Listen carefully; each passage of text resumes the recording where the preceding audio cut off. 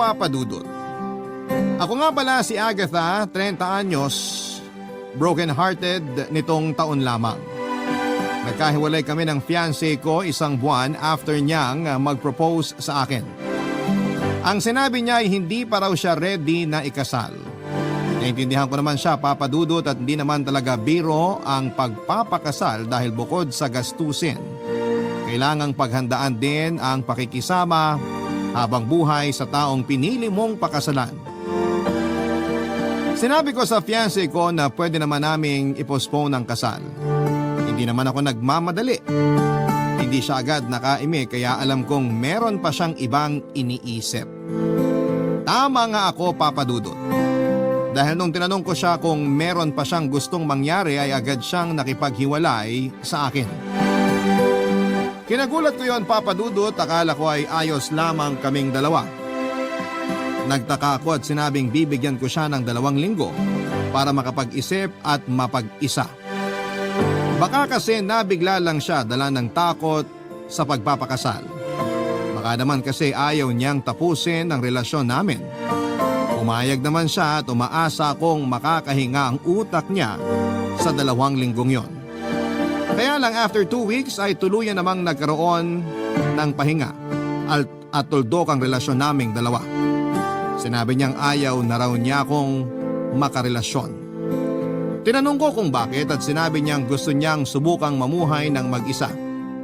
Dahil simula raw 15 years old ay hindi na niya nasubukang mabakante dahil palagi siyang nakikipagrelasyon. Nasaktan ako, Papa Dudut. 3 taon ng relasyon namin kaya sinubukan kong ipaglaban yon pero panay lang ang iling niya. Hindi raw muna siya makikipagrelasyon sa kahit na sino dahil gusto niyang matutong mamuhay ng walang ibang inaasahan. Wala rin naman akong nagawa, Papa Dudut, kahit naman gusto ko noon na ituloy namin ang relasyon ay mukhang ayaw na niya talaga. Kaya after ng hiwalayan namin ay nag-impake ako kaagad para magbakasyon. Walang plano kung saan. Basta isang gabi ay dinala ko na lamang ang sarili ko sa isang bus terminal at doon na lamang nagdesisyon kung saang lugar ko pwedeng hilumin ang sarili ko. Sa bus terminal na yon ay nakilala ko ang porter na si Banjo. Mas bata siya ng 5 taon sa akin, Papa Dudut.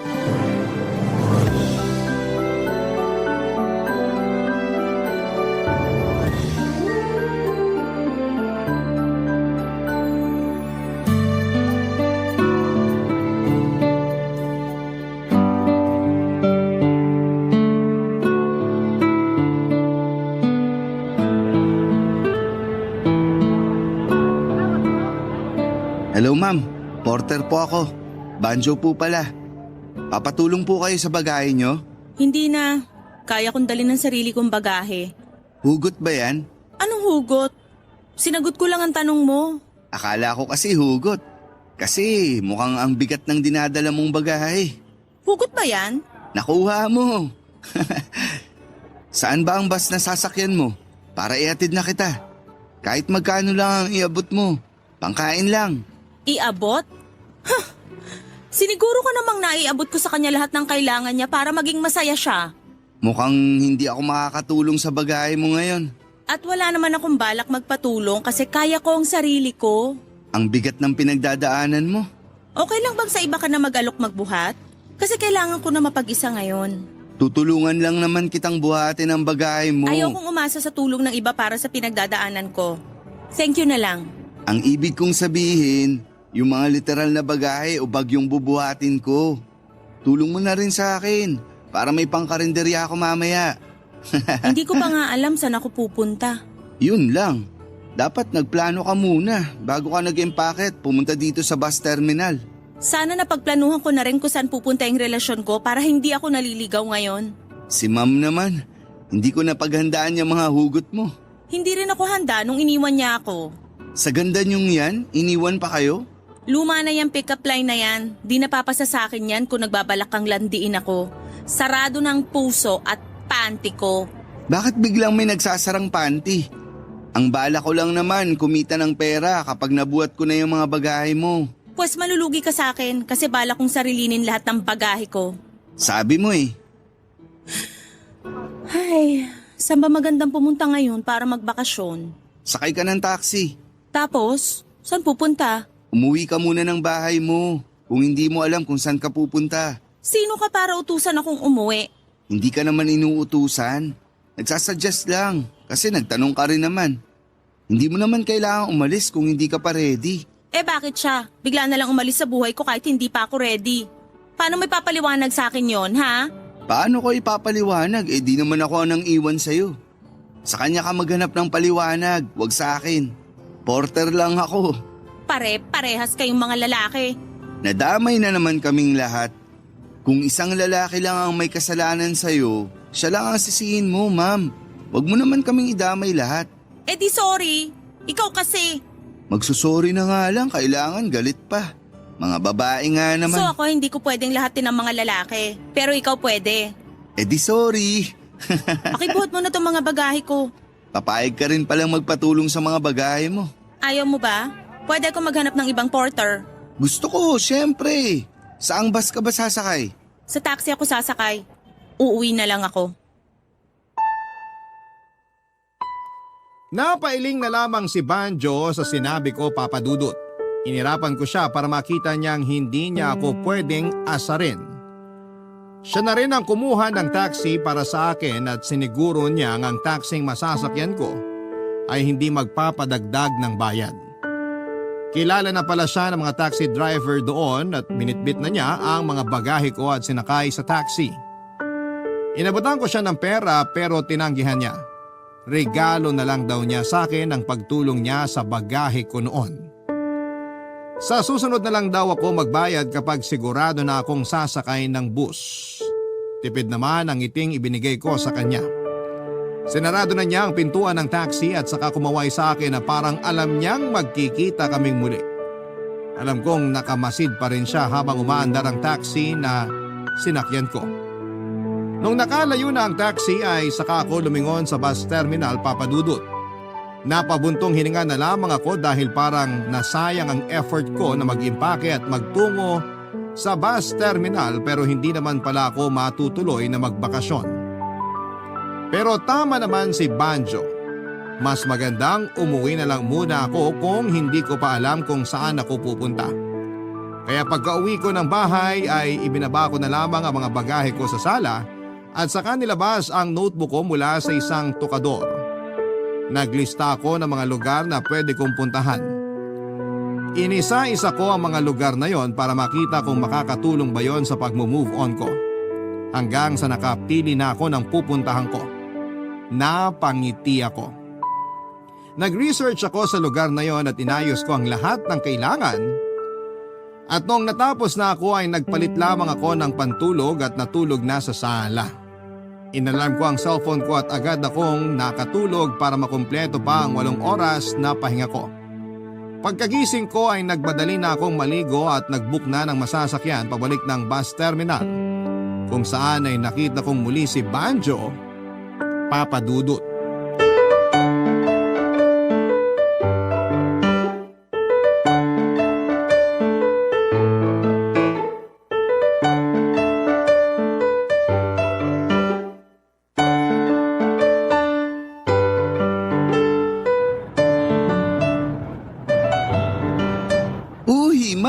Welcome back!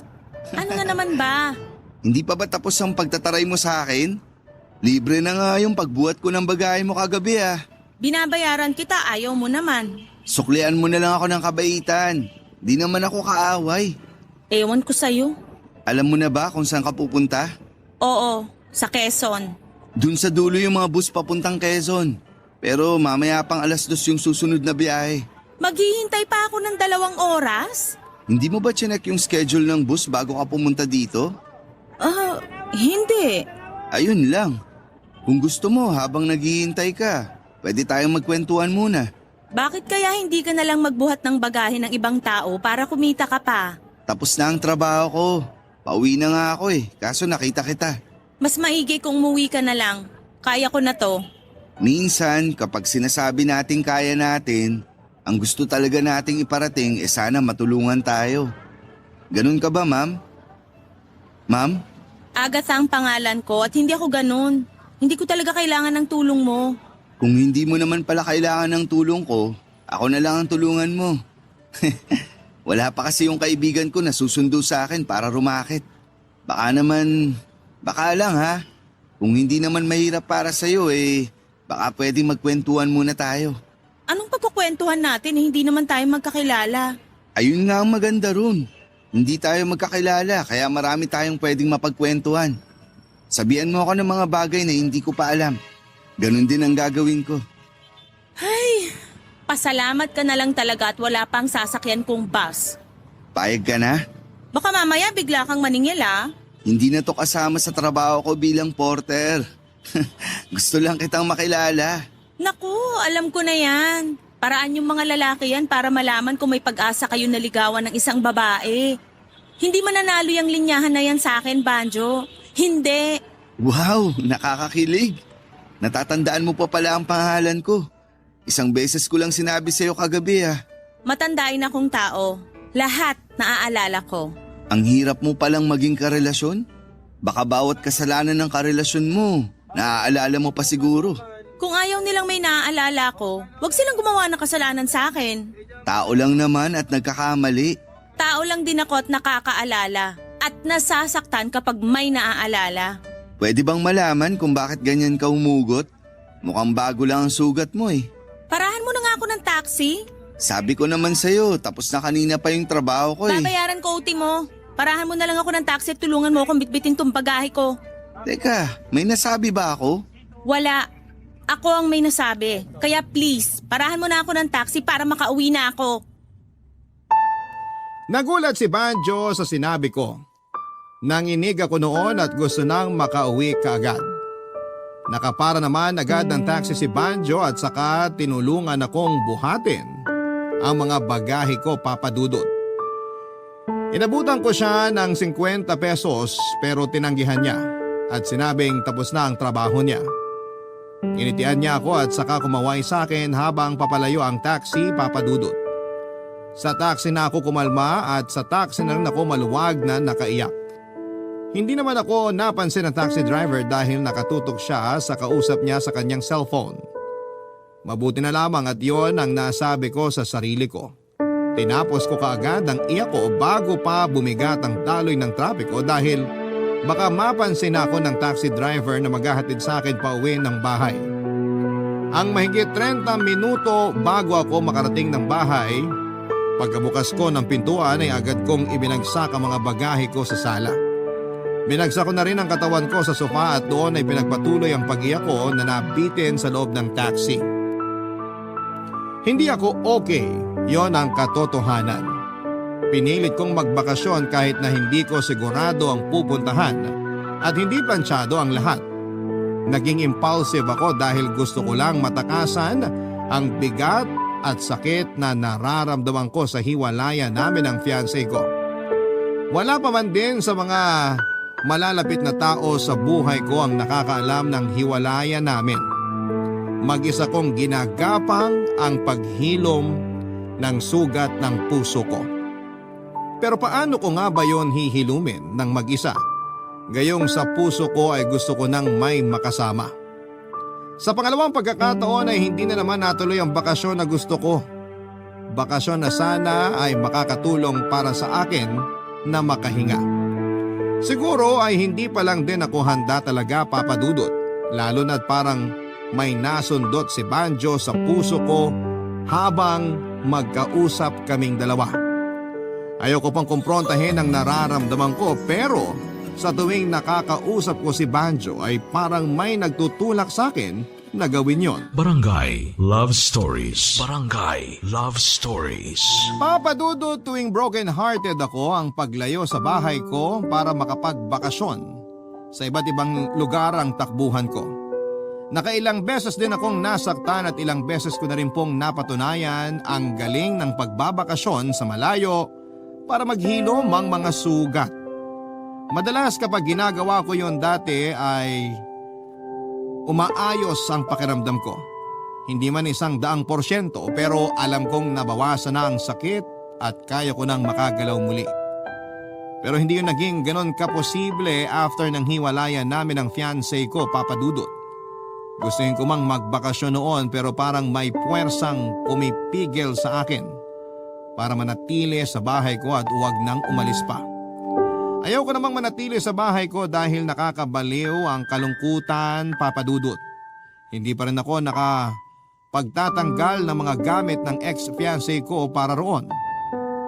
Parang wala akong lakas para gawin yon. Nihawakan nga ang mga yon ay hindi ko magawa dahil para akong napapaso sa bawat alaala na nakadikit doon. Kaya kating-kati ako na makaalis sa bahay. Kung yon ang pinaka-posibleng paraan para hindi ko na kailangang maalala ang mga sakit. Sinubukan ko ulit, Papa Dudut, na makalabas ng bahay para makapagbakasyon. Sinuguro kong may masasakyan na kaagad-agad at nag-book na ako ng online ticket papunta ng Pangasinan. Nakapag-book na rin ako ng hotel at naplano ko na mag-beach na lamang sa isang liblib na resort sa Pangasinan. Natuwa ako at pinalitan ko ang mga ibang damit ko sa loob ng bagahe ko. Pinalitan ko ng pangdagat. Matapos yon ay nagmadali na akong maligo at saka pumunta sa bus terminal. Sa kabilang side lamang yon ng terminal na una kong pinuntahan kung saan ko nakilala si Banjo. Napaisip ako kung sino kaya ang porter na mangungulit sa akin tulad ng ginagawa ni Banjo. Ganon din kaya ang ugali ng mga porter doon. Hindi ko alam kung bakit naisip ko si Banjo ng mga oras na yon. Hindi naman ako interesado sa kanya, hindi ako nagkaroon ng kahit konting crush. Hindi siya ang type ko, sabi ko sa sarili ko. Natapos ang pag-iisip ko kay Banjo nang ibaba na ako ng taxi sa mismong terminal kung saan nandun ang mga bus na babiyahe papunta ng Pangasinan, Papa Dudut.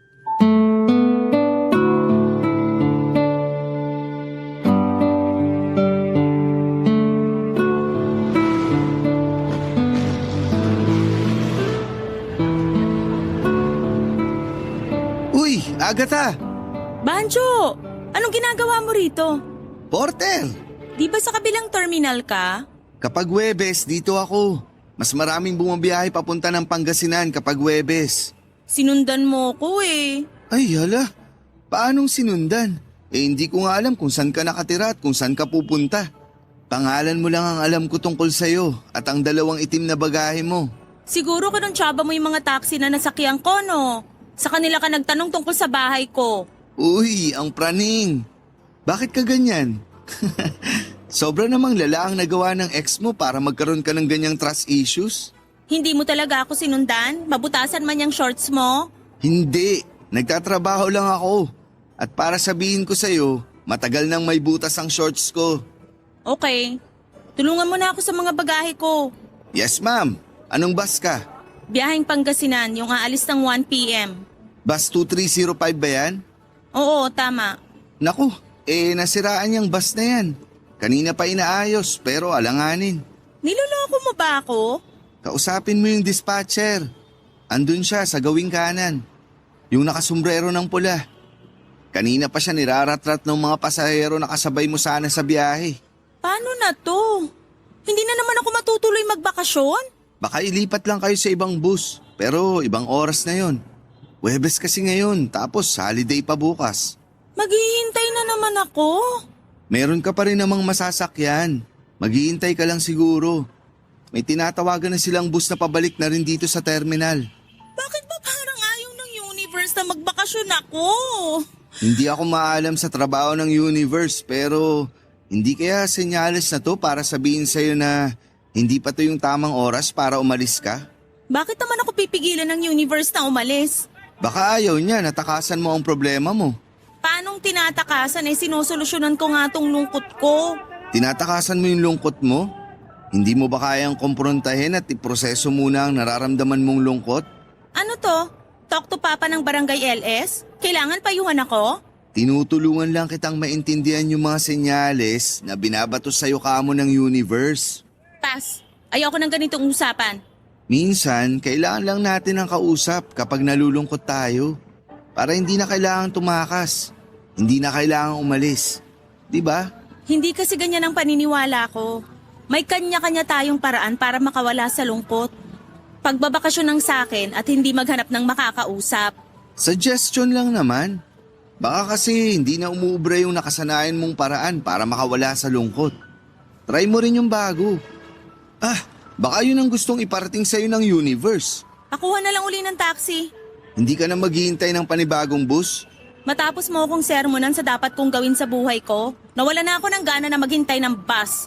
Hindi naman masama ang intensyon ko. Alam mo minsan, maganda na gawin mo na lang yung trabaho mo bilang porter. Ginagawa ko naman. Tinutulungan kita sa bagahe mo. Ibang bagahe ko yung gusto mong pakialaman. Sure ka na bang hindi ka na maghihintay ng bus? Ikuha mo na lang ako ng taxi. Ngayon na. Papa Dudut, hindi agad nakakuha ng taxi si Banjo. Kaya natagalan akong kasama siya sa bus terminal. Panayang tingin ko sa mga bus na nasa loob ng terminal at nag-aalangan ako kung itutuloy ko bang maghintay ng bus o mas magandang umuwi na lamang ako. Baka nga naman kasi may gustong iparating sa akin ng universe sa kung bakit laging nauudlot ang mga biyahe ko. Sa huli nakapag-decide akong umuwi na lamang, pagkatapos noon ay nakakuha na ng taxi si Banjo. Tinulungan niya ako sa bagahe ko at nilagay yon sa tabi ko pagkasakay ko ng taxi. Ngumiti lamang siya sa akin at inabot ko ang 100 piso sa kanya pero tinanggihan niya. Pasori na lang daw niya para sa akin kung nagalit man ako sa mga sinabi niya. Hindi ko na rin pinilit pang kunin niya ang pera dahil nagmamadali na noon ang taxi driver na makaalis bago pa maipit sa matinding trapiko. Mabilis namang nakaalis ang taxi at sa paglayo noon ay saka ko nilingon ang pwesto ni Banjo. Andun pa rin siya at nakatingin sa taxi na sinakyan ko. Pagka-uwi ko ng bahay, para akong nanghina. Nag-overthink kasi ako sa pinag-usapan namin ni Banjo. Hindi ko talaga akalain na isang porter ang makakapagpalito sa isipan ko. Ibang klase itong si Banjo. Naligo ako at nagpalit ng pantulog at nawawala kasi kahit papaano ang lungkot ko kapag nakapagsusuot ako ng pajama. Naganda ako na makakain ko mula sa refrigerator at iginilid ko ang aking mga bagahe. Habang minamicrowave ko ang aking pagkain ay inayos ko ang binukong hotel sa Pangasinan para i-reschedule ko yon. Tinanong ako ng receptionist kung ano raw ang araw na i-reschedule ang nabukong kwarto. Hindi ako kaagad nakasagot. Sa unang pagkakataon nga hindi ako naging sigurado kung kailan ko kailangan ng bakasyon. Sinabi kong tatawagan ko na lamang silang muli at pagkatapos noon ay napaiyak na lamang ako. Hindi na rin ako nakakain pa dahil sa unang pagkakataon ay hinayaan ko ang sarili kong maging totoong malungkot. Pagkatapos kong umiyak ay naghilamos ako at saka binitbit ng pagkain ko mula sa microwave at saka pumara ng taxi. Nagpahatid ako sa bus terminal.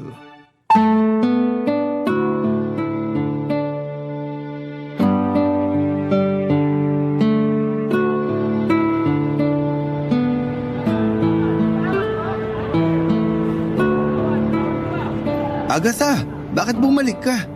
May pinainit akong ulam sa microwave. Tapos? Babiyahe ka na ba? Asan ang mga bagahe mo? Hindi ako babiyahe.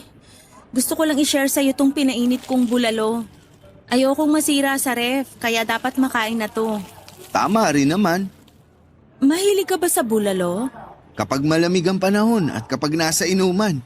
Hindi ako umiinom. Hindi rin malamig ang panahon ngayon. Gusto mo pa rin ba ng bulalo? Kung ibibigay mo, bakit naman hindi? Saan mo pwedeng kainin dito sa terminal? Mahirap nang matapunan ng sabaw ng bulalo. Tara ron sa gilid. Walang masyadong pumipwesto ron. Tara. Sige. Ikaw ba tong nagluto ng bulalo? Ha? Hindi. Binili ko lang. Hindi na kasi ako nakakapagluto nitong mga nakaraan. At bakit hindi ka nakakapagluto? Kasi busy ako na inaayos yung mga biyahe ko. Pero hindi ka naman nakabiyahe. Hindi ka naman tumutuloy. Kasi... Gusto mo pa rin bang bumiyahe? Pwedeng ako ang pumila para sa tiket mo. Para makauwi ka pa at makuha ulit yung bagahe mo. Saan mo ba gustong pumunta? Sa Pangasinan pa rin ba? Malapit din daw yun sa La Union. Pwede ka rin dun magbakasyon. Gusto kong... Gusto kong... Gusto kong payagan yung sarili kong maging malungkot. May maitutulong ba ako? Palungkutin mo ko. Ha? Iparamdam mo sa akin na hindi naman masamang maging malungkot. Na hindi dapat tinatakasan yon. Agatha, ayos lang maging malungkot. Bakit ba pakiramdam ko pinagdadamutan ko ang sarili kong makaramdam ng lungkot? Siguro kasi yan ang paraan mo para protektahan ang sarili mo. Pero kailangan kong maging malungkot, di ba? Kasi tao ako at may pinagdadaanan. Pwede bang malaman kung ano yung pinagdadaanan mo? Hindi ko pa kayang sabihin sa'yo yan. Pero malungkot ako. Ito lang ang kaya kong sabihin sa'yo sa ngayon. Irerespeto ko yung desisyon mo na wag sabihin sa akin kung ano man yung nagpapalungkot sa'yo. Alam mo, lagi kong tinatakasan ang lungkot. Tuwing broken ako, tatakbuhan ko ang lungkot. Magpapakalayo-layo ako hanggang sa mawalan na ako ng koneksyon sa lungkot. Bakit ngayon ayaw mong magpakalayo-layo ulit? Ilang beses mo na akong nakita na hindi natuloy sa bakasyon. Baka sign na talaga to na hindi pagtakas ang solusyon. Ano pala? Baka hindi ko naman kailangang lumayo. Kailangan ko lang ng malalapitan. Malalapitan? Makakausap? Oo, parang ikaw. Baka hindi bakasyon ang kailangan ko. Baka kailangan ko lang talaga ng kausap. Tulad ng sinabi mo dati. Balang araw kaya masasabi mo sa akin kung bakit ka nasaktan? Kung bakit ka tumatakas? Siguro. Pero sa ngayon, gusto ko lang may masabihan na tanggap kong malungkot ako. Nakakatuwa. Nakakatuwang malungkot ako? Hindi. Nakakatuwang hindi ka na nagpapanggap. Salamat nga pala rito sa bulalo mo ha. Ang init ng sabaw. Ganun ba talaga kapag pinainit sa microwave? Matamis ang ngiti ni Banjo na nagpasalamat sa akin, Papa Dudut. At pagkatapos noon ay nagpaalam siya kung pwedeng higupin na niya ang sabaw dahil natutuyo na raw ang lalamunan niya. Natawa na lamang ako at inayaan siyang namnamin ang bulalo na binigay ko. Maraming tao sa paligid namin, mga taong nagmamadali, mga taong nagagalit, mga taong naliligaw at mga taong hindi mapakali. Kami naman ni Banjo ay nasa gilid lamang. Umambon at lahat pero hindi kami natinag sa pwesto namin. Nakwento ko sa kanya mga nangyari sa mga nauna kong ex maliban sa ex-fiancé ko. Saka na, sabi ko. Ang mga sugat na gumaling na ang siyang kaya ko lamang sabihin sa kanya. Nagtanong si Banjo kung totoong gumaling na ba ang mga sugat ko. Napaisip ako, baka nga kaya hanggang ngayon nauulit ang sakit dahil hindi ko magawang totoong hilumin ang pinagmulan ng una kong sugat. Baka kasi lumipas lang ang mga araw at mga nararamdaman ko pero hindi nagamot ang sugat ko. Sa pag-uusap namin ni Banjo ay maraming mga bulong sa sarili ko. Mga bulong na hindi ko nagawang pakinggan dati dahil mas ginusto kong malunod sa ingay ng pagtakas. Mga bulong na gusto nang sumigaw pero pilit kong tinakpan ng bibig, wag lang ipaunawa sa akin na may kailangan akong ayusin. Ang dami kong tinakasan na dapat kong daanan lalo na ang kalungkutan. Sa takot na makaramdam muli ng kirot, mas pinili kong wag pakiramdaman ang lungkot. Tumakbo ako, tumakas ng paulit-ulit, hindi pala yon ang tama. Sa pag-uusap namin ni Banjo ay marami mga bulong ang tuluyan ng nakawala, Papa Dudut. Handa na ako. Handa na akong makinig sa maliit na boses sa gitna ng pagkatao ko. Ang boses na siyang magtuturo sa akin sa kung paano ko ba gagamutin ang sugat na tinatakpan ko lamang pansamantala pero ayaw ko namang hilumin. Kaya mas lalong lumalala, Papa Dudut. Barangay Love Stories. Barangay Love Stories. Nagpatuloy ako sa pagpunta sa bus terminal hindi para magbakasyon para tumakas kundi para hanapin si Banjo at makausap. Tinataon ko na bibihira ang tao sa terminal para hindi naman ako makasagabal sa kanyang trabaho. Siyempre, inaabutan ko pa rin siya ng pera. Nung una ay tinatanggihan niya pero nagpupumilit ako. Alam kong malaking abala ang patuloy kong pagpunta roon. Kinuha naman niya at nagpasalamat. Sinabi niyang kailangan din talaga niya ng pera. Hindi naman na niya kailangang magpaliwanag. Lahat naman ng tao ay kailangan ng pera. Magkakaiba lang ng halaga ng pera ang kailangan natin. Marami kami napag-usapan, Papa Dudut. Sa totoo lang ay marami ako nasabi sa kanya na hindi ko nagawang sabihin sa iba. Na kahit sa mismong sarili ko ay hindi ko magawang ikwento. Sa tuwing pinupuntahan ko nga siya ay lagi akong may daladalang pagkain na binibili ko sa karinderya. Naka-plastic labo pa at mainit. Yun daw kasi ang gustong pagkain ni Banjo. Laging 2 ulam na naka-plastic labo ang ibinibigay ko sa kanya. Hindi rin siya kumakain ng kanin kaya sapat na sa kanya na papakin ng ulam mula sa plastic. Dinadagdagan ko na rin ng soft drinks ang libre ko para sa kanya. Lagi nga siya nagpapasalamat sa akin dahil nakakatipid na siya sa pagkain maghapon. At hindi niya alam, mas nagpapasalamat ako sa kanya dahil sa pagsama niya sa akin sa mga panahong hinahayaan ko na ang sarili kong maging malungkot. Isang maulang hapon ng Martes. Walang masyadong tao sa terminal kaya maraming oras si Banjo para makipag-usap sa akin. Dinala niya ako sa pahingahan nila ng mga kapwa niya porter. Maraming mga folding bed doon dahil karamihan daw sa mga porter ay doon na nakatira sa terminal, Papa Dudut.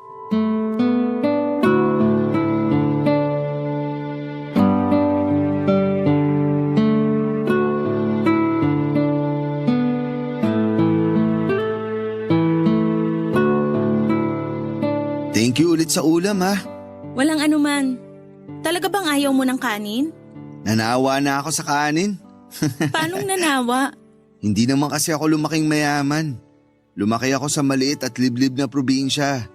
Mahirap dayuin at mahirap mag-angkat ng pagkain. Kaya puro bigas at kamoteng kahoy lang nakasanayan namin kainin. Araw-araw? May mga araw naman nun na nakakatikim kami ng ulam. Pero kapag nakakabenta lang 1 beses sa 1 taon ng abaka ang tatay ko. 1 beses lang sa 1 taon? Mahirap kumuha ng abaka. Lalo't marami ng bundok ang nakakalbo sa probinsya namin. Kaya maswerte na ang mga magsasaka ng abaka sa amin kapag nakakapag-ani sila ng 1 beses sa 1 taon. Parang ang hirap naman yan. Mahirap talaga, pero tinanggap na lang sa amin ang ganong kapalaran.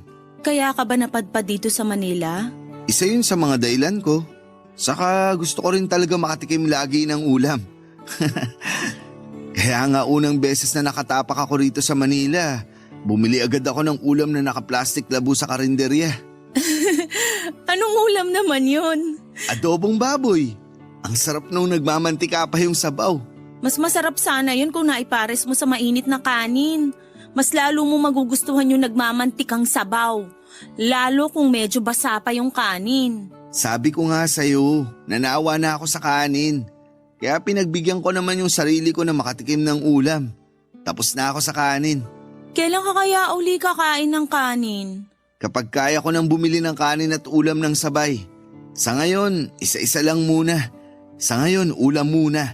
Sabi ko naman sa'yo, pwede naman kitang bilan eh. Ayos lang ako.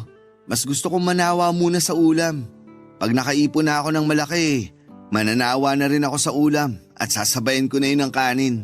Hindi mo ba kasama ang pamilya mo na pumunta dito sa Manila? Hindi, takot sila. Naisip nilang marami nang nag-aagawan ng kabuhayan dito sa Manila. Kaya bakit pa raw nila isisingit ang sarili nila? Baka maging mas maganda ang buhay nila rito. Hindi natin alam.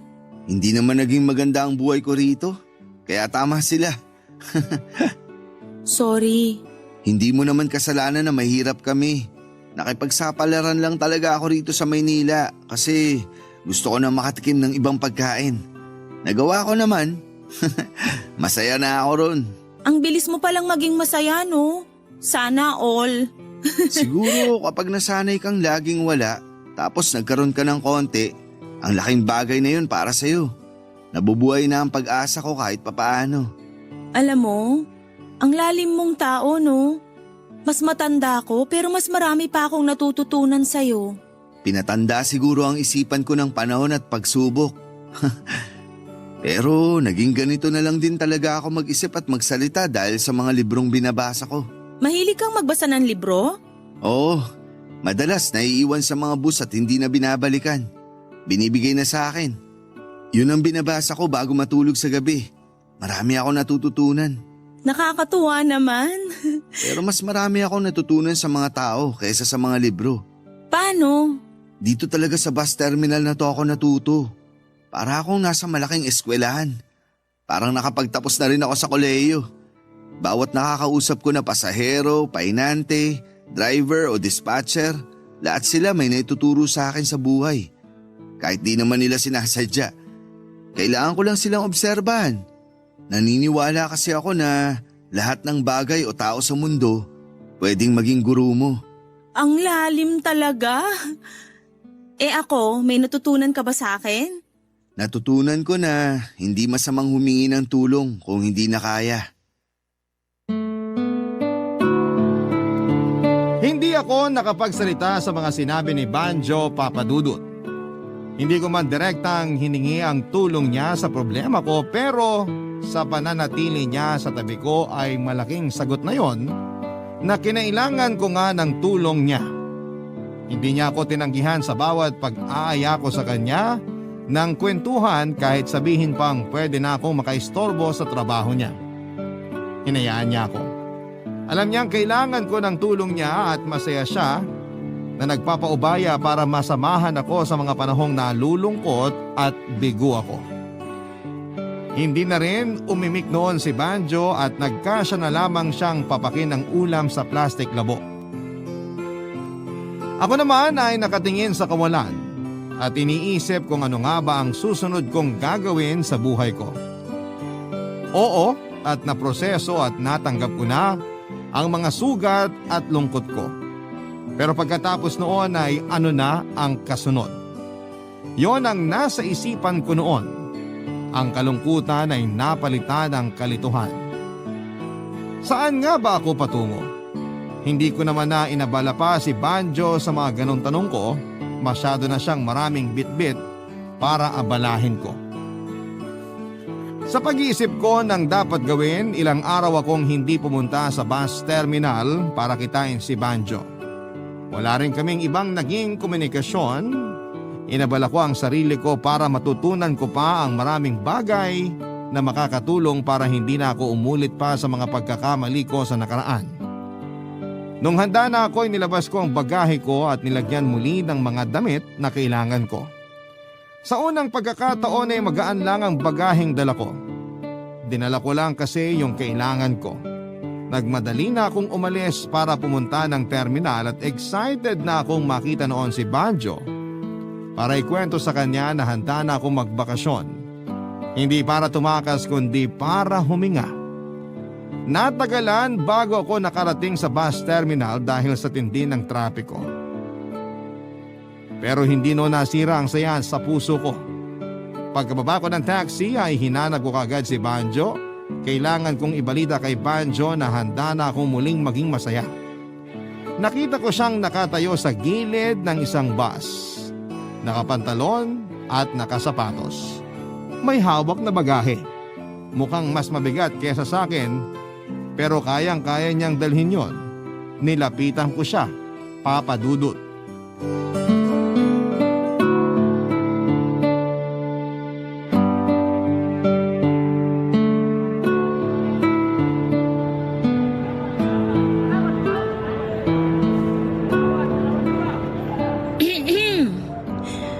Mukhang mabigat ang dala mong bagahe ah. Agatha, ang tagal kitang hindi nakita. Kumusta? May mga inasikaso lang sa buhay. Mukhang magaan niyang bagaheng dala mo ngayon ah. Matutuloy ka na bang magbakasyon? Oo, handa na akong maging masaya uli. At tama ka. Magaan nga ang dala kong bagahe ngayon. Dala ko lang kasi kung ano yung kailangan. Masaya ako para sa'yo. Anong balita sa'yo? Day off mo ba ngayon? Nakaporma ka ah. Hindi ako sanay na makita kang nakapantalon at sapatos. Bagay sa'yo. Regalo lang sa akin to nung isang driver na tinutulungan ko rito. Magsuot ka lagi ng ganyan. Bagay talaga sa'yo. Nako, hindi ako sanay sa sikip ng pantalon. Mas nakakagalaw ako sa maluwag na shorts na may butas. Saka lang ako magsusuot ng ganito kapag may importanteng mangyayari. So merong importanteng ganap sa'yo ngayon? Oo, halata ba sa bagahe na dala ko? Napansin ko nga una pa lang na parang nabibigatan ka dyan sa bagahe mo. Kailangan mo na tulong? Nako, hindi na. Gusto kong masanay na bitbit ko ang sarili kong bagahe kahit gaano pa to kabigat. Mamaya lang, tingnan mo. Gagaan na rin to. Masasanay na rin ako. Saan ba kayo pupunta ng bagahe mo? Sa Calapan, Mindoro. Uy, papunta rin ako ng Mindoro. Pero sa Puerto Galera. Marami raw kasing afam doon. Baka makaswerte. Joke. Oh, sabay na pala tayo pumunta ng Batangas. Oo nga no. Batangas muna tapos sasakay ng ferry papuntang Mindoro. Mabuti na lang andito ka. Ikaw ang kompas ko. Kailangan, masanay ka na sa sarili mong kompas sa susunod. Wala na ako sa pagbalik mo. Paano wala ka na sa pagbalik ko? Na isang pasahero rito na naging kaibigan ko. Kinuha niya ako magtrabaho sa port. Regular ang kita.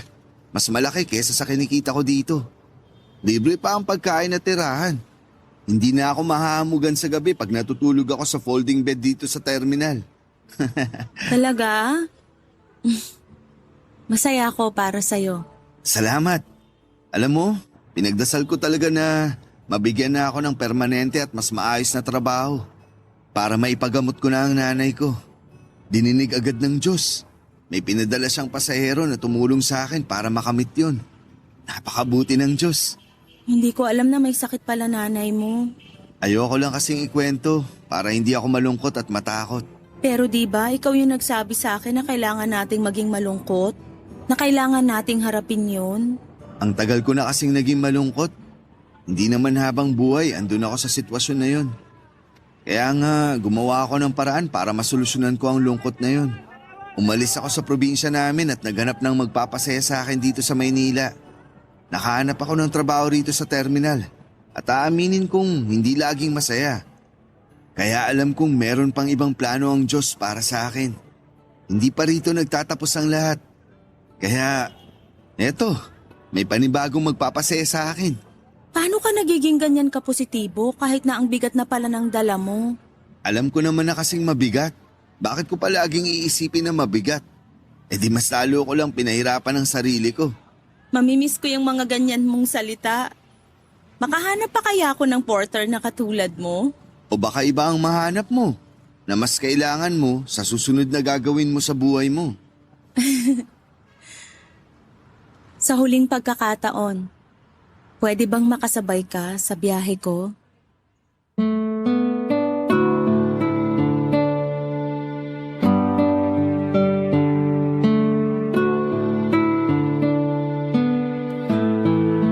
Sabay kaming sumakay ng bus patungo sa Batangas. Magkatabi kami noon sa harapan at inabutan ko siya sa huling pagkakataon ng ulam na naka-plastic labo.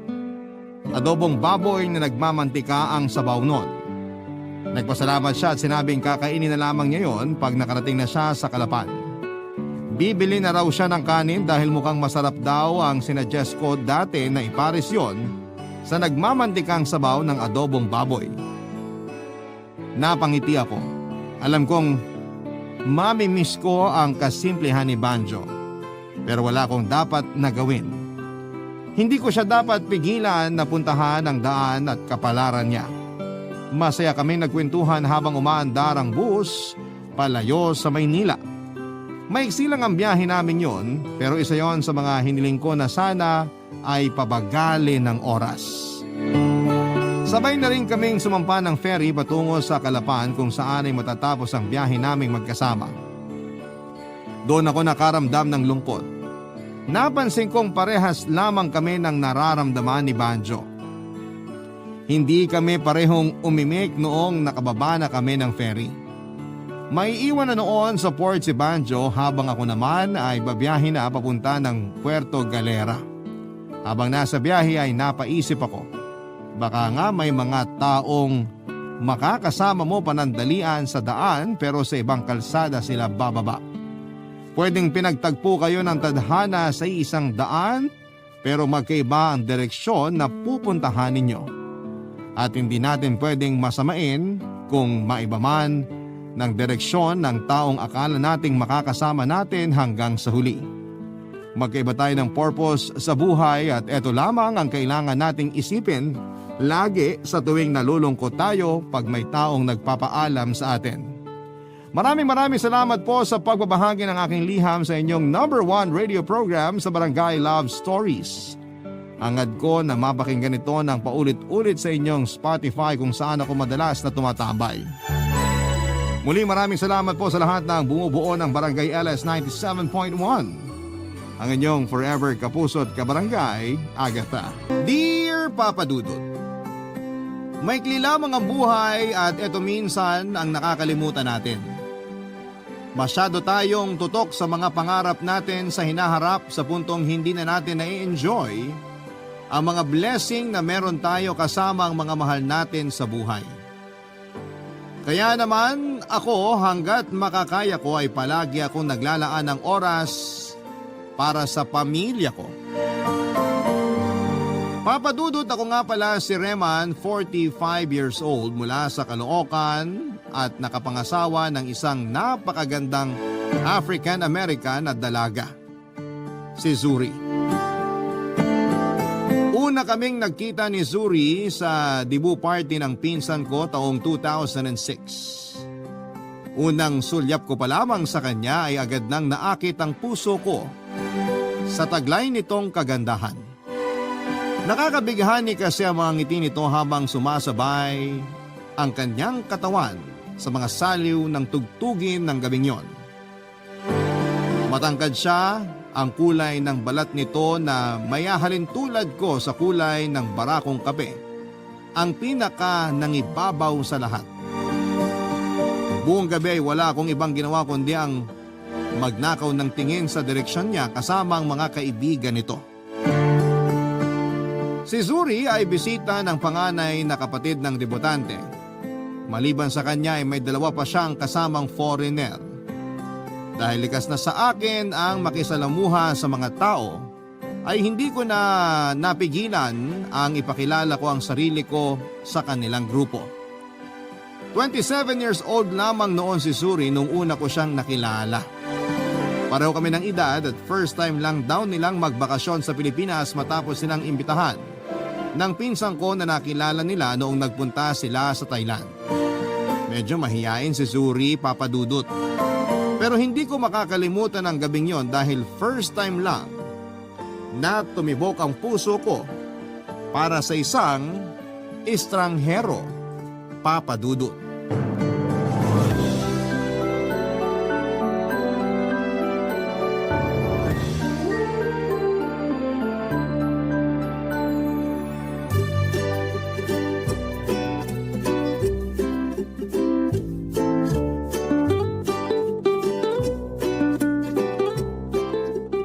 Eric, halika na. Umuwi na rin tayo. Kanina pa kaya ako kating-kating umuwi. Saan ka ba galing? Naikot ko na tong buong lugar, di kita mahagilap. Kanina pa tapos yung party ah. Hinatid ko lang sina Suri. Bumalik na sila sa hotel nila. Zuri? Sinong Zuri? Yung bisita ni Insan. Sayang, hindi mo sila nakilala. Ang ganda nun tol, foreigner. Kaya naman pala di kita mahanap eh. Babae na naman pala yung inatupag mo. Seryoso, kapag nakita mo siya, para ka nang nakakita ng anghel. Lahat naman ng babaeng nakikilala mo maganda sa mata mo. Parang wala ka ng standards eh. Lahat na lang maganda para sa'yo. Hindi, iba tong si Suri. Sobrang ganda niya tol. Ngayon lang ako humanga sa isang black beauty. Parang na-inlove na nga kagad ako eh. Black Beauty? Teka, ito bang bisita ni Insa na sinasabi mo? Yan yung mga foreigner? Oo nga. Kasasabi ko lang na foreigner eh. Hindi ka ba nakikinig? Yung Black American. Siya yung Zuri na sinasabi ko. Ah, nakita ko na sila nung nakaraan. Pinakilala sila sa akin ni Insan. Nung bagong dating lang sila dito. Talaga? Bakit hindi niya pinaalala sa akin? Ewan, di naman planado yung pagkikita namin eh. Nagpasundo kasi sila. Nasiraan sila ng sasakyan sa airport mismo kaya ako na yung tinawagan ni Insan. Siguro alam niyang nasa malapit lang yung trabaho ko. Ako nagatid sa kanila papunta sa hotel. Eh di nakita mo na si Suri. Ano masasabi mo sa kanya? Maganda, di ba? Maganda naman pero mas type ko yung kasama nilang puti. Yung mas bata. Mas malapit sa edad ko eh. Basta sa akin, kay Suri ako. Sa kanya unang tumibok tong puso ko. Nasa kanya nga lang atensyon ko buong gabi. Ang OA nung unang tumibok ang puso ah. Totoo nga. Daig ko pang nagayumay. Kulang na lang dukutin ko tong puso ko para ibigay mismo sa kanya eh. Parang timang to. Oo na, gusto mo na siya, gets ko na. Nagiging OA ka na masyado eh. Baka mamaya niyan, ma-turn off sa'yo yung tao. Ganun pala talaga yung tinatawag na love at first sight, no? Nung magkasama kami kanina, lumilipad na kagad yung utak ko sa future naming dalawa eh. Ang tanong, single ba siya? Oo, single daw siya. Walang asawa, walang boyfriend, walang nanliligaw, walang sabit. O anong plano mo niyan? Babakuran mo na. Di ko nga alam eh. Nakalimutan ko nga kunin yung Facebook account niya. Minessage ko na si Insan pero hindi pa siya nagre-reply. Busy na siguro sila ngayon. Hanapin mo na lang. Oo nga, ganun na lang. Nga pala, nabanggit din sa akin ni Insan na nagsusulat yung mga yun ng kung ano sa internet. Vlog ata tawag dun? Nakwento nga sa akin yung vlog-vlog na yan. Balita ko pa, mahilig sila mag-travel na magkakaibigan. Ang kwento ni Insan, sa Thailand niya nakilala yung lalaking foreigner na nakasama nila. Boyfriend niya ata yun eh. Talaga? Oo, tapos yung babaeng sinasabi ko na type ko, kapatid yun ng boyfriend niya. Si Suri naman, kaibigan nila. Kaya naman pala sweet na sweet sila kanina eh. Boyfriend pala ni Insan yun. Ano sa tingin mo? Imbitahan kaya natin sila sa bahay. Ano namang gagawin nila dun? Eh di pakainin natin ang masasarap na pagkain Pinoy. Mag-inuman, ganun. Eh dapat inimbitahan mo na sila kanina nung magkakasama pa kayo. Ngayon ko lang naisip eh. Daan kaya tayo sa hotel nila?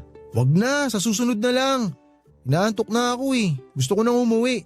O sige, imi-message ko na lang si Insan. Pero parang malabo na pala mangyari yun. Kumpleto na yata itinerary nila eh. Bakit? Saan ba sila sunod na pupunta? Palawan yata. Hindi ko lang alam kung kailan. Gano'n ba sila katagal dito sa Pinas? Alam mo kuya, sumingit ka na lang sa schedule nila. O kaya sumama ka sa mga lakad nila. Total, close mo naman na yata sila eh. Kapag nakuha ko na yung Facebook ni Zuri, tatanungin ko yan. Maganda siguro ko ipasal ko sila no? Bago sila umuwi. Bahala ka.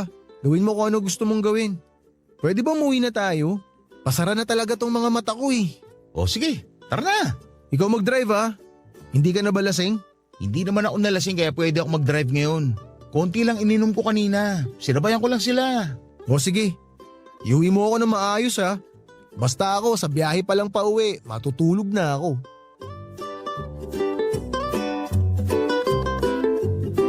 Pagkatapos ng debut party ng pinsan ko ay agad na lumipad papunta ng Coron, Palawan ng grupo nila Zuri.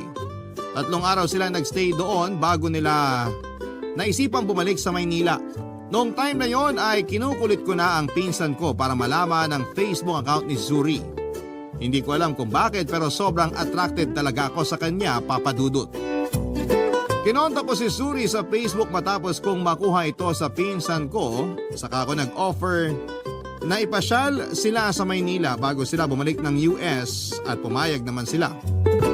Nagpunta kami sa Intramuros Rizal Park National Museum at kung saan-saan pa, Papa Dudut. Sa maikling panahon ay mabilis kaming nakabuo ni Zuri ng pagkakaibigan.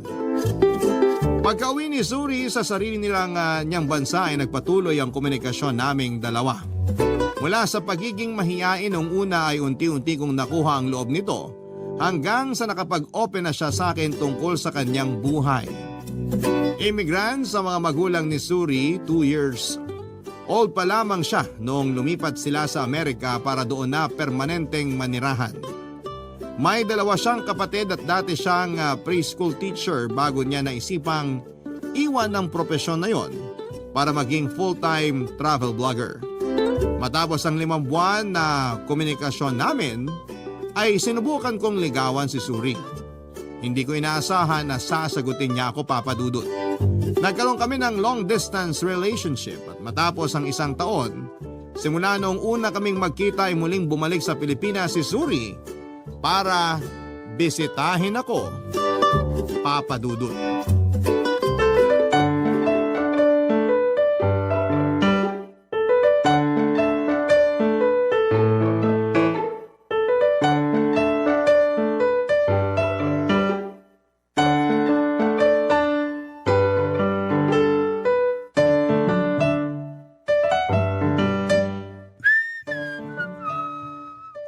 Daming alikabok.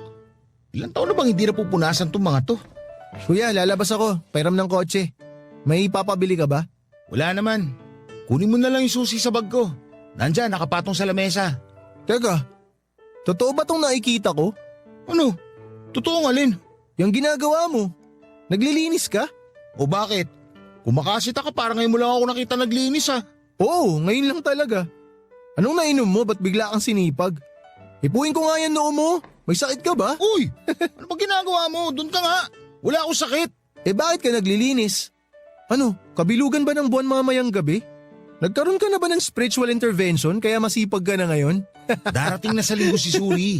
Nakakaya kung madatatnan niya itong bahay na madumi. Kaya nagje-general cleaning ako ngayon. Magbabakasyon ulit si Zuri? Oo, namiss siya daw ako eh. Naks!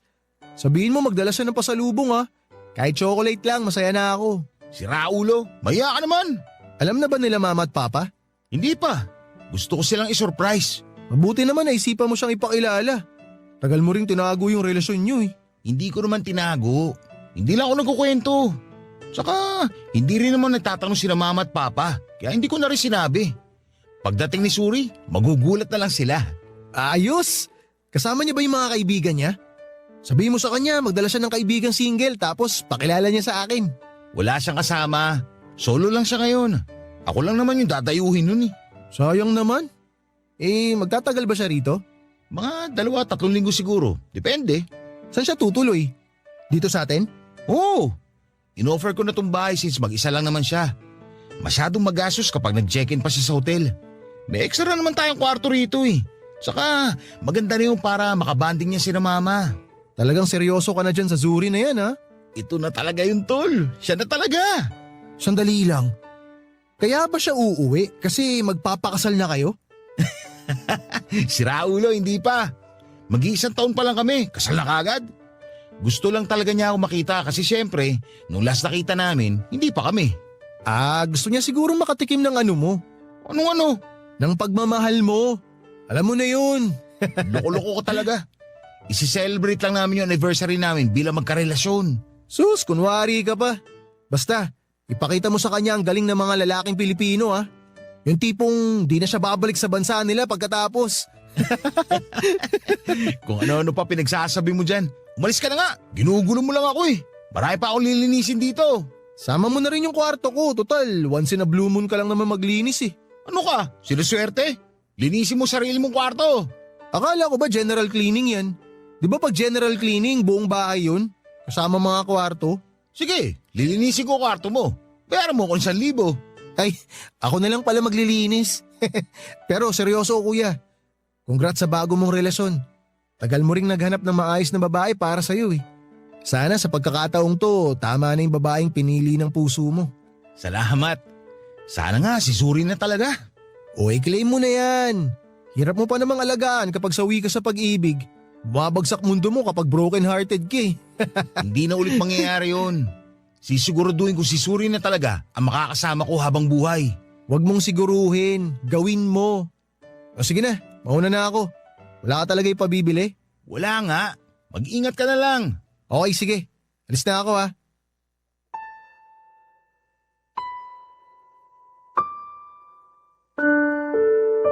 Papadudod, sobrang excited ko noon sa pagdating ni Zuri. Pinagandaan ko yon ng mahabang panahon dahil ipinangako ko sa kanya na pagbalik niya ng Pilipinas ay formal ko na siyang ipapakilala sa mga magulang ko bilang girlfriend. Pero ang sana'y masayang pagpapakilala na inaasahan ko ay nauwi sa isang malaking disappointment. Hindi nagustuhan ng mga magulang ko si Zuri bilang girlfriend ko. Ang dahilan nila kung bakit ayaw nila sa nobya ko ay ang kulay ng balat nito. Hindi daw ako bagay sa kanya. Nagulat ako dahil hindi ko inaasahan ang pagiging racist ng mga magulang ko, Papa Dudut. Sobrang nadismaya ako noong nalaman kong kulay ng balat ni Zuri lang ang dahilan kung bakit sila tutol sa relasyon namin. Nirason pa nila na gusto nila ng Pinoy na manugang kahit na ang totoo ay sobrang saya pa nila noong minsang nagkaroon ako ng girlfriend na Koreana. Hiyang-hiya ako noon sa inasal nila sa harap ni Zuri, Papa Dudut. Sa halip na mainit na pagtanggap ang ipakita nila. Dahil sa wakas ay nagkaroon na ulit ako ng bagong karelasyon. Matapos ang mahabang panahon ay mas malamig pa sa yelo ang naging turing nila kay Zuri. Papa Dudut, doon na po nagsimulang magkaroon ng lamat ang relasyon ko sa mga magulang ko. Kahit na ayaw nila kay Zuri ay pinaglaban ko ang pagmamahal ko para sa kanya. Barangay Love Stories. Barangay Love Stories. Papadudod celebration noon ni Ayesha para sa kanyang 8th birthday bilang isang pamilya na kami na mahilig mag-travel ay sa Batanes po kami nagpunta. Matagal na yun sa bucket list ni Zuri na travel destination na gusto niyang puntahan. Ilang buwan naming pinag-ipunan ng bakasyon na yon pero hindi ko inaasahan na ang bakasyon na yon pala ang sisira sa masaya naming pamilya. Papadudot na lunod si Zuri sa huling araw namin sa Batanes. Naiwan kami noon ni Ayesha sa hotel para mag-ayos ng gamit samantalang nagpaalam naman ang asawa ko na maliligo lamang sa dagat saglit bago kami tuluyang umalis. Nung napansin kong ilang oras na ang lumipas, Papadudot, ay nagulat ako sa mga kaganapang yon.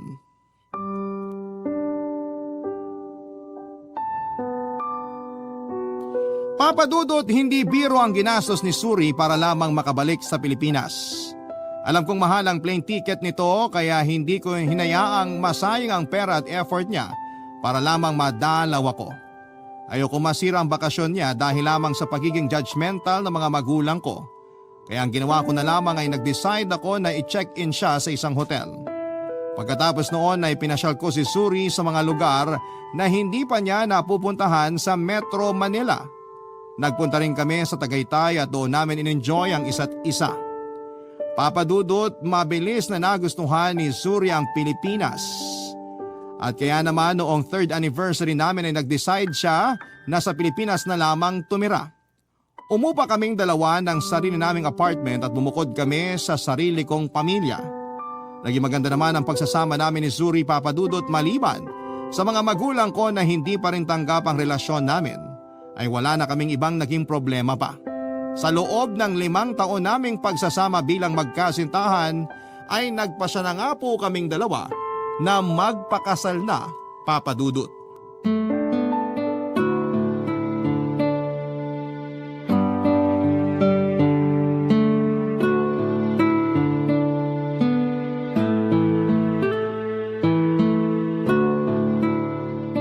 Kuya, nandito na ako.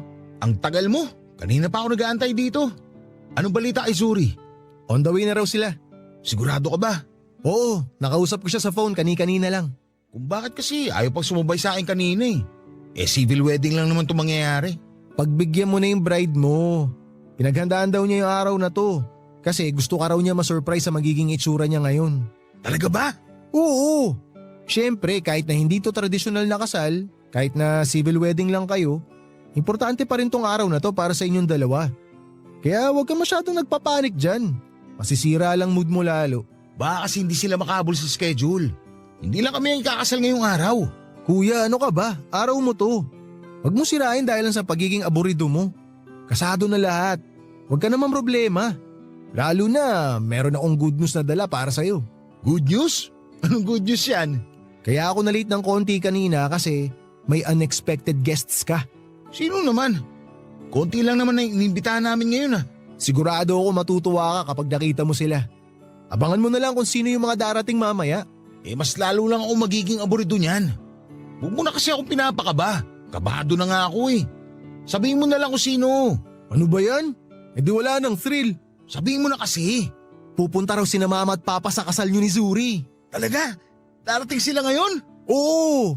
Kaya ako na late kasi tinulungan ko pa sina mama at papa na mag-ayos. On the way na sila. Pero akala ko ba hindi sila pabor na ikasal kami ni Zuri? Matagal na yun, kuya. Sabi ko naman sa'yo, matatanggap din nila si Zuri kapag nagtagal eh. Tsaka miss ka na nung mga yun. Simula nung umalis ka sa bahay, lagi sila nakikibalita sa akin tungkol sa'yo. Kaya nga nung nalaman nila na ikakasal ka na, nag-usap silang dalawa. Wala naman silang choice eh. Tsaka hindi ka na bata. Hindi na nila kontrolado buhay mo. parte na ng buhay mo si Zuri. Kaya kung gusto ka nilang makasama ulit, dapat kasama na rin dun si Zuri. Para na kayong package deal eh. Hindi pwedeng mawala yung isa. Sigurado ako matutuwa nito si Suri kapag nakita niya sina mama at papa mamaya. Salamat, tol! Wala yun, pamilya tayo eh. Meron man konting hindi pagkakaintindihan, pero sa huli, tayo-tayo rin naman na magsusuportahan. Ay, ito na talaga yun. Ikakasal na ako, tol! Congrats kuya! Masaya ako para sa'yo. So, kumusta naman ang feeling? Maliban sa pagkaparaning, ano pang nararamdaman mo ngayon? Halo-halo na eh. Masaya, kinakabahan, nostalgic. Kasi parang kailan lang nung ipinapanalangin ko tong araw na to. Tapos eto na ngayon mismo. Mangyayari na yung matagal kong dalangin. Pero higit sa lahat, excited ako sa magiging bagong buhay namin ni Suri. Sana magkaanak kayo agad para magkaroon na ako ng pamangkin. Agad ba ka mo? Nagawa na ng paraan yan. Teka, wag mo sa... Buntis ba si Zuri ngayon? Oo, nadali mo. Buntis nga si Suri ngayon. Magiging tito ka na. Talaga? Ang bilis naman natupad ng hiling ko. May hipag na ako tapos magkakaroon pa ako ng pamangkin agad-agad. Nice! Kaya naman pala excited ka eh. Pero sikreto na lang muna natin yun ha. Saka na lang natin sabihin yun sa publiko kapag ready na si Suri. Sa publiko? Feeling artista. Sige, huwag kang mag-alala. Ligtas ang sikreto nyo sa akin. Salamat. Tara na sa loob. Doon na lang tayo maghintay.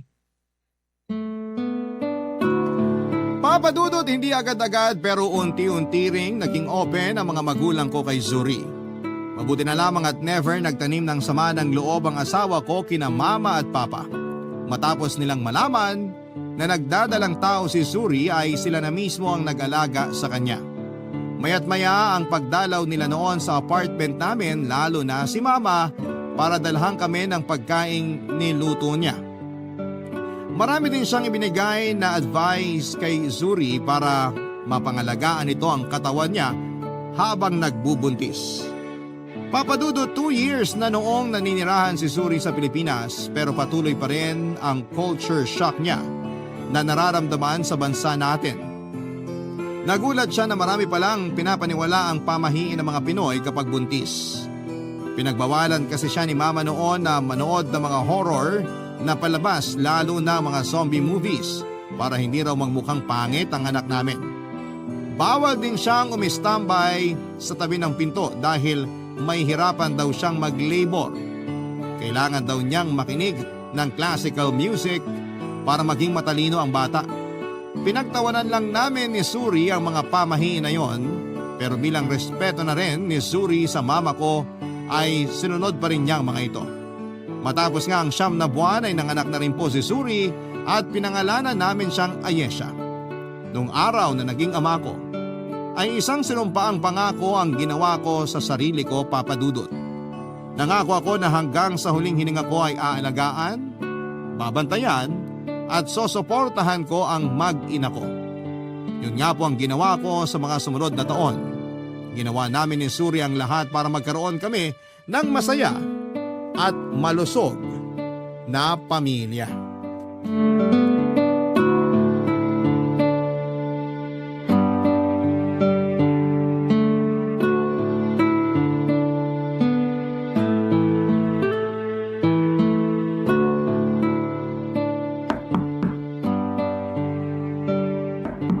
Saglit lang, nandyan na!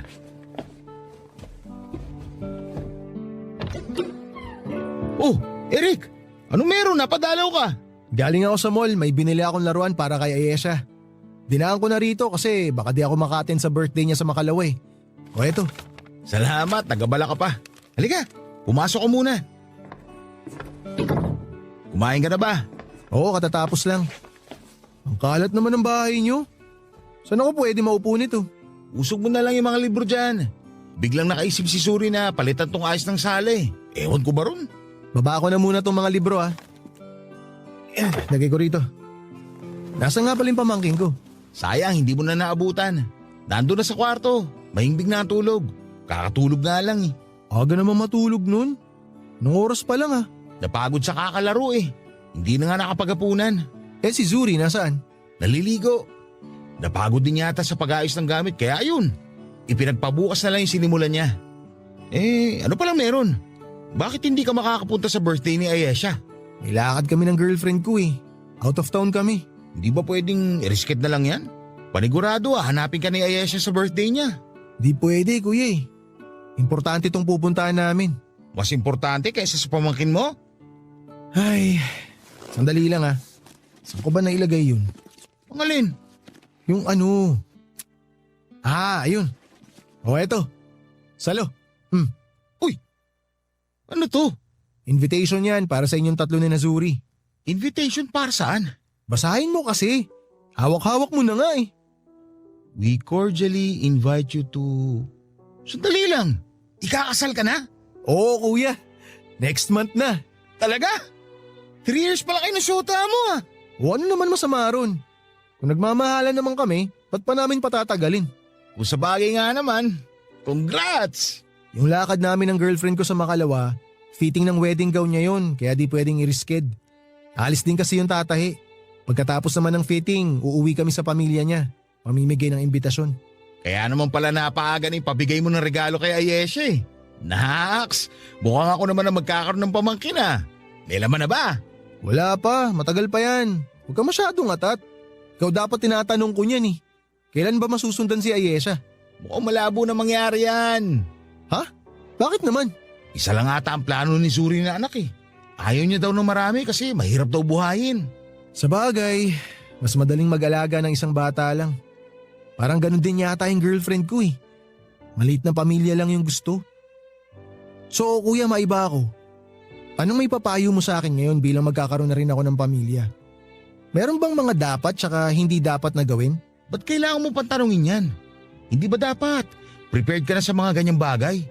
Bago ka ikasal, dapat alam mo na yung mga dapat gawin. Siyempre, ikaw yung may experience na eh. Maganda rin na bigyan mo ako ng advice para sa mga bagay na hindi ko pa alam. Kanya-kanyang buhay naman yan eh. Iba ka, iba rin ako. Iba ang girlfriend mo, iba rin si Zuri. Basta may papayo ko lang sa'yo, mahalin mo magiging asawa mo. Mahalin mo siya at igalang katulad ng pagmamahal at paggalang na ginagawa mo sa sarili mo.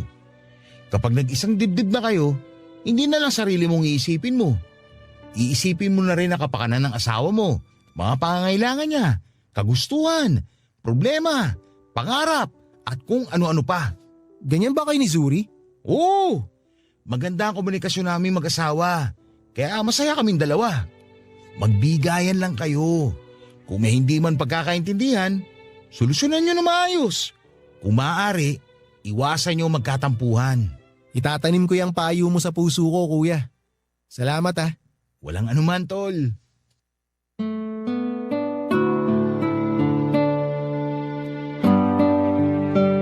Papadudot, hindi na nga po nasundan pa si Ayesha.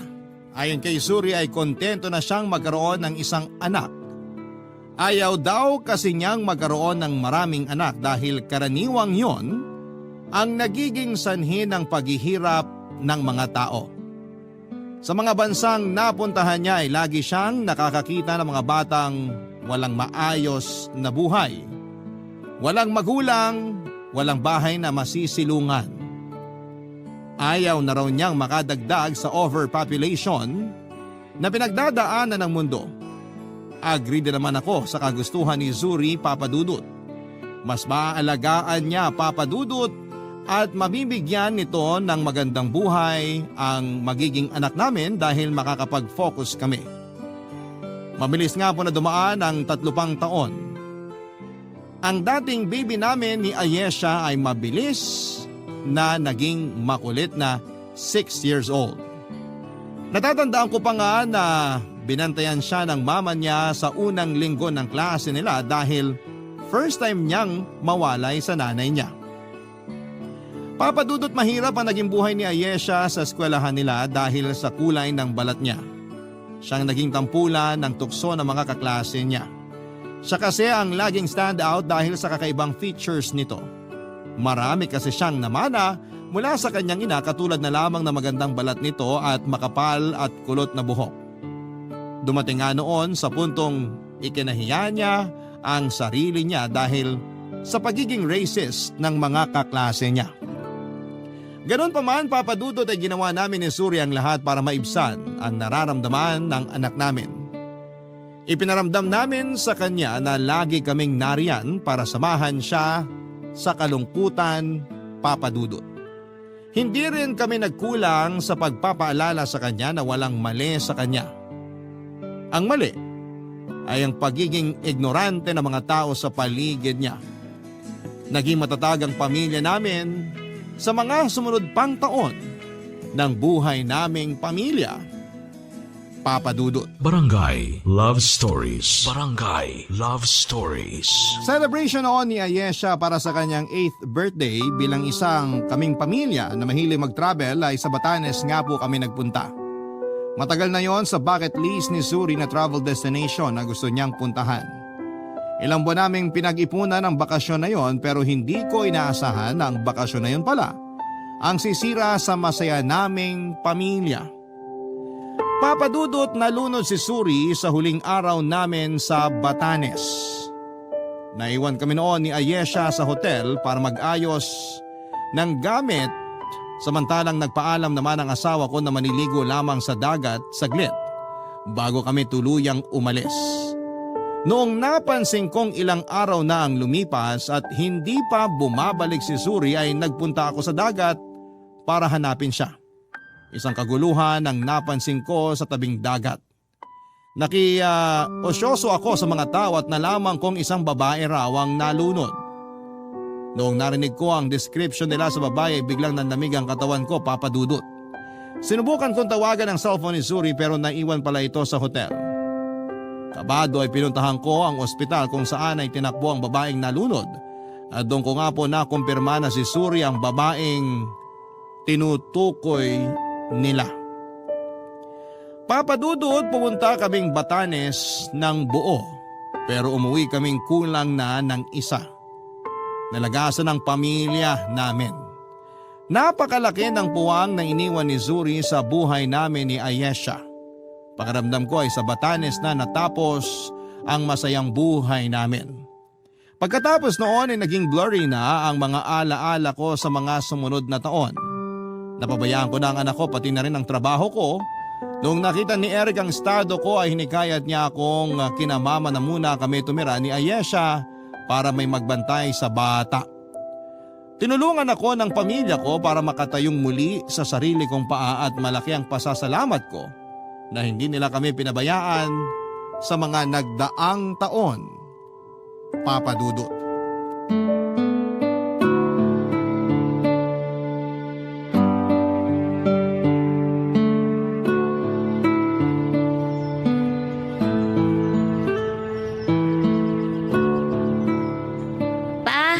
Pwede pong ako na lang ang mag-light ng candle ni Mama? O sige, mag-ingat ka sa apoy ha, para hindi ka mapaso. Opo.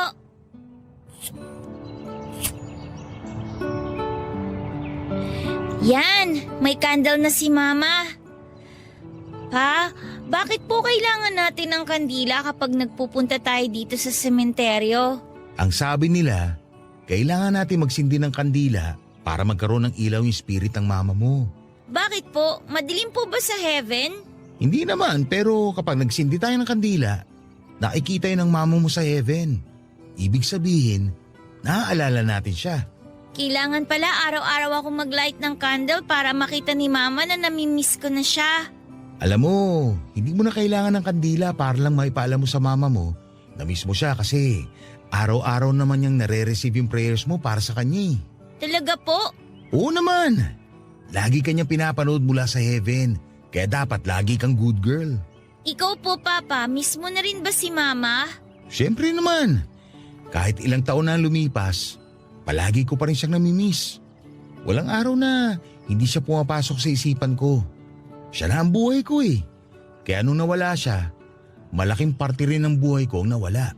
Ano po yung namimiss mo kay Mama? Marami. Yung luto niya na hanggang ngayon, hindi ko pa rin makabisa ang pangalan. Sobrang miss ko na yun. Ano pong luto yun?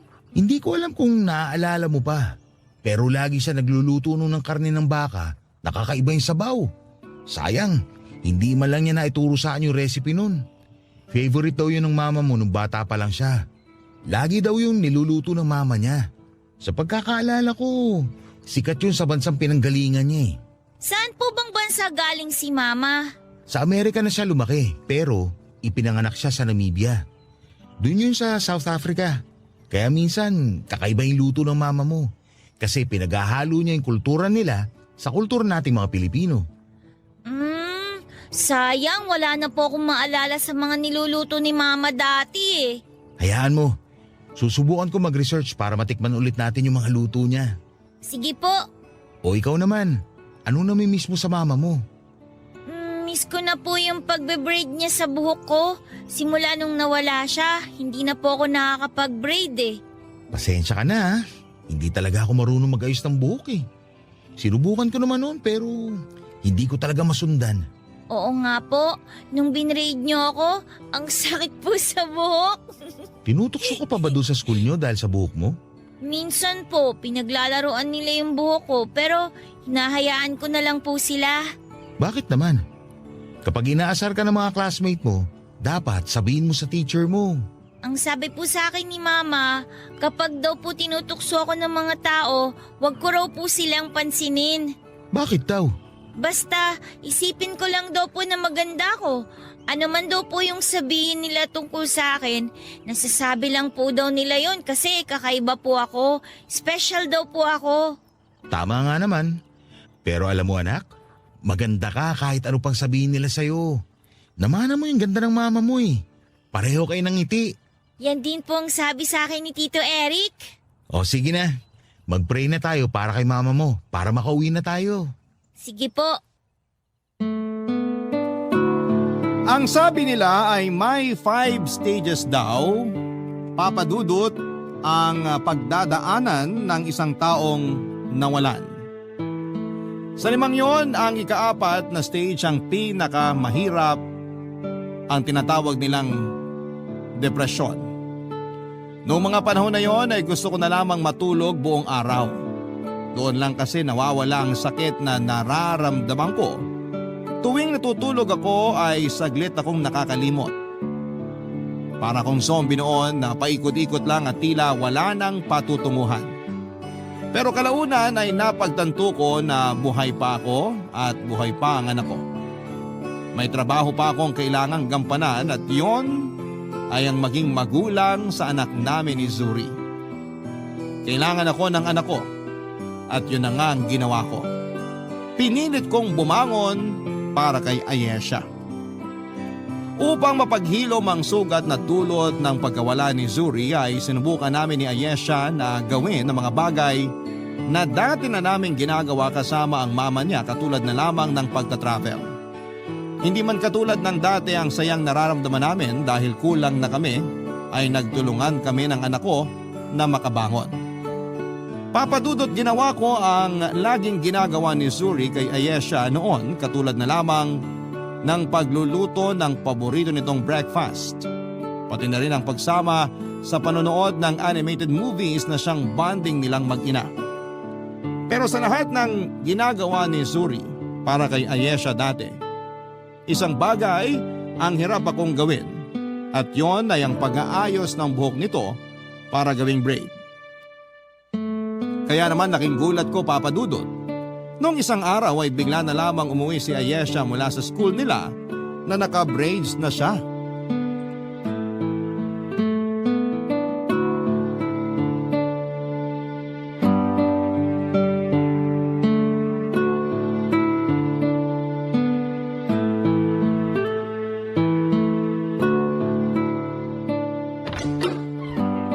Papa, nandito na po kami ni Tito Eric. Oh, ang aga niyo namang umuwi. Akala ko ba doon ka kina lola mo matutulog kasi Sabado bukas? Umuwi na po kami kasi may sakit po si Lola. May sakit? Eric, ano nangyari kay mama? May sipon. Pinauwi na lang siya kasi baka raw mahawa siya. Sakto, exams nila next week, di ba? Para daw di maabala. Ah, akala ko naman kung ano na. Pa, dun po muna ako sa kwarto ha. Kukunin ko lang po yung pencil ko kasi may sketchpad na binili para sa akin si Lola. O sige, Bye, Tito Eric! Bye-bye! sandali. Parang may kakaiba ngayon sa anak ko ah. Ano naman yun? Tama ba yung nakita ko? Naka-braid yung buhok ni Ayesha? Oo nga no. Ngayon ko lang din napansin. Sino nag-braid sa kanya? Ikaw? Hindi ako. Malay ko ba sa pagbe-braid? Di naman ako marunong mag-ayos ng buhok. Si mama kaya? Di nga siya malapitan ni mama kanina kasi nga may sipon. Ayaw niya mahawa si Ayesha. Alam nga naman si Papa. Di nga marunong maglagay ng gel sa buhok yun eh. Braids pa kaya. Hindi naman siya naka-braid kaninang umaga. Nung sinundo ko siya kanina galing sa school nila, parang naka-braid na yata yung buhok niya eh. Di ko lang sigurado. Di ko na maalala eh. Sino nag-ayos ng buhok niya? Aba malay ko. Itanong mo kaya sa kanya. Sandali, tawagin ko nga rito. Ayesha! Ayesha! Po? Halika muna dito saglit anak. May tatanong lang si Papa. Wait lang po! Nandyan na po! Bakit po, Papa? Ano po yung tatanong nyo? Sinong nag-ayos ng buhok mo? Napansin nyo rin, ang ganda po, no? Katulad po ng ginagawa nun sa akin ni Mama. Oo, maganda nga pero sino nag-braid sa'yo? Yung babae po sa may school namin. Babae? Sinong babae? Yung nagbabantay po sa may gate. Yung guard? Babae ba yung guard nila doon? Hindi. Lalaki yung gwardiya doon kanina eh. Marami po kaming guard sa school. Yung guard po na nag-ayos sa buhok ko, siya po yung umiikot sa school namin. Babae o lalaki? Babae po siya.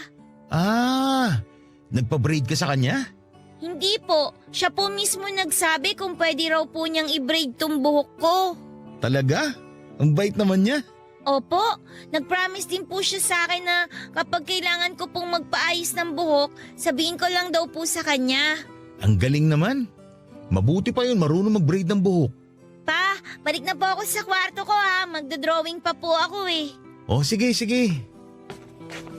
Mukhang nakahanap ka na sa wakas ng taga-braid ng buhok ng anak mo ah. Curious ako kung paano niya nagawa yun. Mahirap ayusin yung buhok ni Ayesha eh. Kasi pareha sila ng mama niya na afro yung buhok. Makapal yun saka mahirap suklayin. Ayaw mo nun? Wala ka ng problema? Tsaka hindi mo nakakailanganin gumastos sa salon para lang ipaayos yung buhok ng anak mo. Pero ayoko rin namang makaabala doon sa tao. Oh, sakto! Kasi next week, pinapatawag yung parents sa school nila Ayesha. Chance mo na yun para kilalanin yung tao kung sakali. Next week? Bakit? Anong meron? Ewan ko. Basta sabi ng teacher niya sa akin, may PTA meeting daw. Ikaw na lang pumunta. O sige, magpapaalam na lang ako sa trabaho ng maaga. Nice. O paano kuya? Mauna na ako ah. May lakad pa ako eh. Sige, salamat. Mag-iingat ka.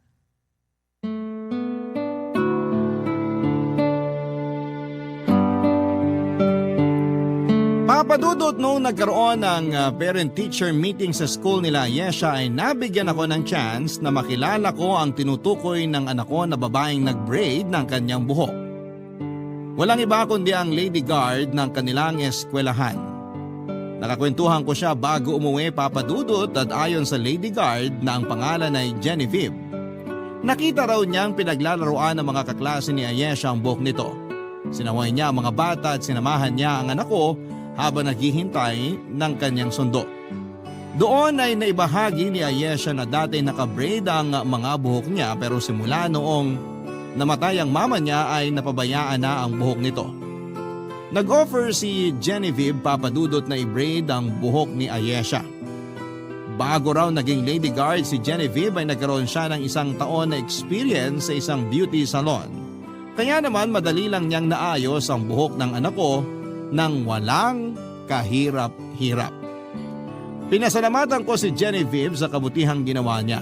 Nag-offer din siya na turuan ako kung papaano ayusin ang buhok ni Ayesha at dahil matagal ko nang gustong matutunan yon ay nagpaturo ako kay Genevieve. Doon na po nagsimula ang koneksyon namin ni Genevieve papadudot. Naging friends kami sa social media at di naglaon ay naging close kaming dalawa. Taon na nga ang lumipas bago ako nakaramdam ng pagtingin sa kanya hanggang sa pinagbigyan ko ulit ang puso kong magmahal. Pumasok kami sa isang relasyon at di nagtagal ay si Genevieve na ang tumayong pangalawang ina ni Ayesha. Isang bagong pamilya ang binuo ko. Dala mga ala-ala at aral na natutunan ko sa pamamagitan ng dati kong asawa na si Zuri. Ngayon ay nananatiling matatag ang pamilya namin. Sa katunayan ay may kapatid na po si Ayesha ngayon at magdadalawang taon gulang na po siya. Papa Dudut, hanggang dito na lamang po ang sulat ko sa inyo. Maraming salamat po sa pagkakataong ibinigay ng Barangay LS 97.1 sa akin para ibahagi ang kwento ng aking buhay, pag-ibig at pag-asa. Dito po sa Barangay Love Stories. Ang iyong kapuso at kabarangay, Reman.